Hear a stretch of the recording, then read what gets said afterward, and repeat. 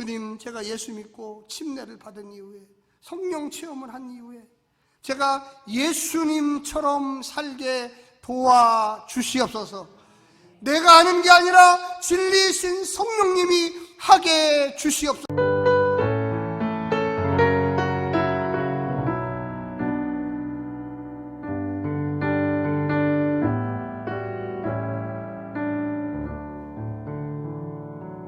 사랑하는 행복한 교회 성도 여러분, 이 영상을 보시는 하나님 나라의 귀한 자녀 여러분, 오늘은 2022년 6월 9일 목요일입니다. 오늘 본문에서는 다윗이 자신의 최고 후원자인 요나단을 찾아가서 자신의 처지에 관하여 상담하고 도움을 요청하고 있습니다. 다윗이 요나단에게 자신은 지금 죽음의 위에 처했다고 말하면서 사울 왕의 의중을 살펴봐 주기를 부탁합니다. 요나단은 다윗의 부탁을 받아들이고 만일 사울이 다윗을 해치려 한다면 그를 안전히 도망하도록 도와주겠다고 다짐하고 있습니다. 오늘 본문을 나누어 보겠습니다. 20장 1절부터 9절 다윗의 부탁, 10절부터 17절 다윗과 언약을 맺는 요나단, 18절부터 23절 신호를 정하는 요나단. 오늘 본문 사무엘상 20장 1절부터 23절까지의 말씀을 듣고 다시 오겠습니다.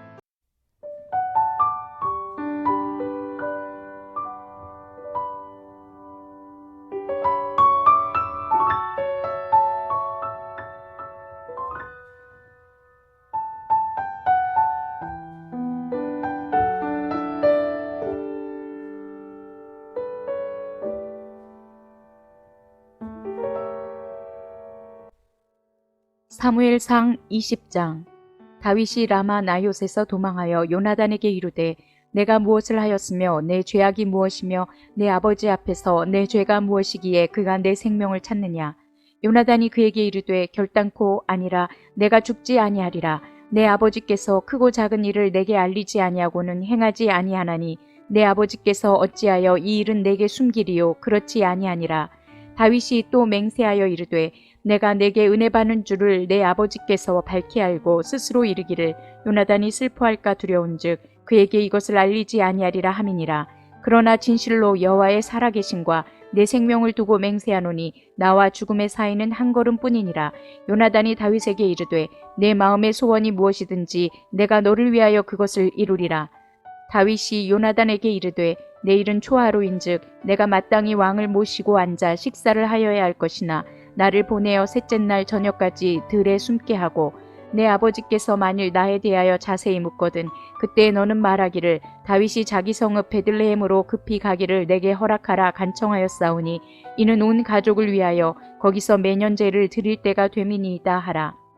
그의 말이 좋다 하면 내 종이 평안하려니와 그가 만일 노하면 나를 해하려고 결심한 줄을 알지니 그런즉 바라건대 내 종에게 인자하게 행하라. 내가 내 종에게 여호와 앞에서 너와 맹약하게 하였음이니라. 그러나 내게 죄악이 있으면 내가 친히 나를 죽이라. 나를 내 아버지에게로 데려갈 이유가 무엇이냐 하니라. 요나단이 이르되 이 일이 결코 내게 일어나지 아니하리라. 내 아버지께서 너를 해치려 확실히 결심한 줄 알면 내가 내게 와서 그것을 내게 이르지 아니하겠느냐 하니 다윗이 요나단에게 이르되 내 아버지께서 혹 엄하게 내게 대답하면 누가 그것을 내게 알리겠느냐 하더라. 요나단이 다윗에게 이르되 오라 우리가 들로 가자 하고 두 사람이 들로 가니라. 요나단이 다윗에게 이르되 이스라엘의 하나님 여호와께서 증언하시거니와 내가 내일이나 모레 이맘때에 내 아버지를 살펴서 너 다윗에게 대한 의향이 선하면 내가 사람을 보내어 내게 알리지 않겠느냐. 그러나 만일 내 아버지께서 너를 해치려 하는데도 내가 이 일을 내게 알려주어 너를 보내어 평안히 가게 하지 아니하면 여호와께서 나 요나단에게 벌을 내리시고 또 내리시기를 원하노라. 여호와께서 내 아버지와 함께 하신 것 같이 너와 함께 하시기를 원하노니 너는 내가 사는 날 동안에 여호와의 인자하심을 내게 베풀어서 나를 죽지 않게 할 뿐 아니라 여호와께서 너 다윗의 대적들을 지면에서 다 끊어버리신 때에도 너는 내 인자함을 내 집에서 영원히 끊어버리지 말라 하고 이에 요나단이 다윗의 집과 언약하기를 여호와께서는 다윗의 대적들을 치실지어다 하니라. 다윗에 대한 요나단의 사랑이 그를 다시 맹세하게 하였으니 이는 자기 생명을 사랑함 같이 그를 사랑함이었더라. 요나단이 다윗에게 이르되 내일은 초하루인즉 내 자리가 빔으로 내가 없음을 자세히 물으실 것이라. 너는 사흘 동안 있다가 빨리 내려가서 그 일이 있던 날에 숨었던 곳에 이르러 에셀 바위 곁에 있으라. 내가 관역을 쏘려 함같이 화살 셋을 그 바위 곁에 쏘고 아이를 보내어 가서 화살을 찾으라 하며 내가 짐짓 아이에게 이르기를 보라 화살이 내 이쪽에 있으니 가져오라 하거든 너는 돌아올지니 여호와께서 살아계심을 두고 맹세하노니 내가 평안 무사할 것이요 만일 아이에게 이르기를 보라 화살이 내 앞쪽에 있다 하거든 내 길을 가라 여호와께서 너를 보내셨음이니라. 너와 내가 말한 일에 대하여는 여호와께서 너와 나 사이에 영원토록 계시느니라 하니라.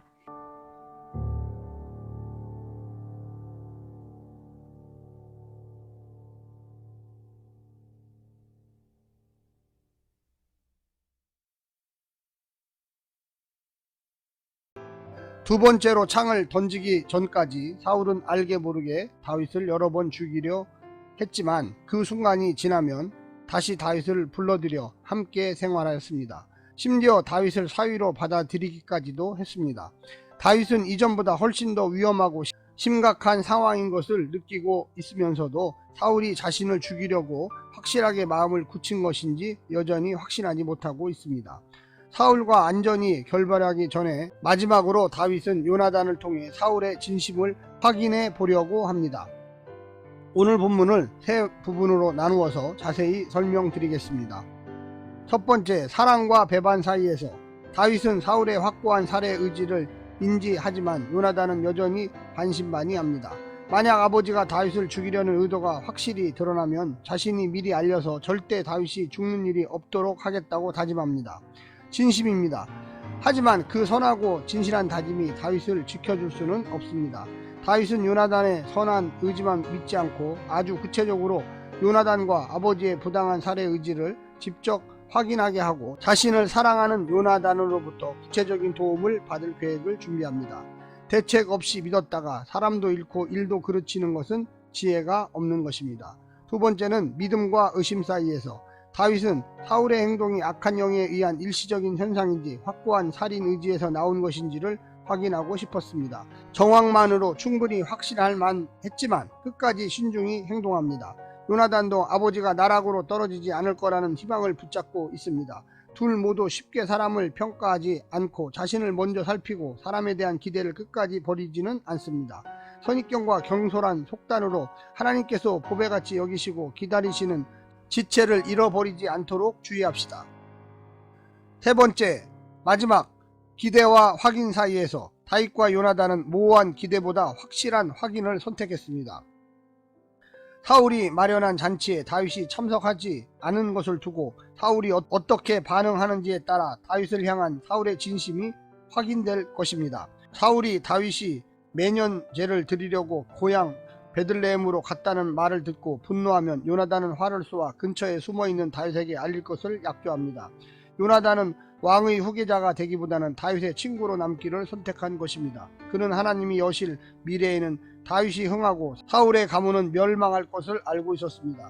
사울의 후계자는 자신이 아니라 다윗이 될 것을 인정하고 복을 빌었으며 도리어 자신과 자기 후손의 안위는 다윗이 베푸는 언약적 사랑, 즉 인자 헤세드에 달려있다고 생각했습니다. 요나단은 자신에게 인자를 호소하는 다윗을 초라하게 보지 않았고 그 뒤에서 그를 안전하게 지키시고 결국 그의 대적을 다 이기게 하실 하나님을 보고 있었던 것입니다. 사랑하는 성도 여러분, 다윗과 요나단의 선택은 어떤 결과를 가져올까요? 오늘 하루도 하나님의 놀라운 사랑과 축복 가운데 사시기를 간절히 부탁드립니다. 샬롬.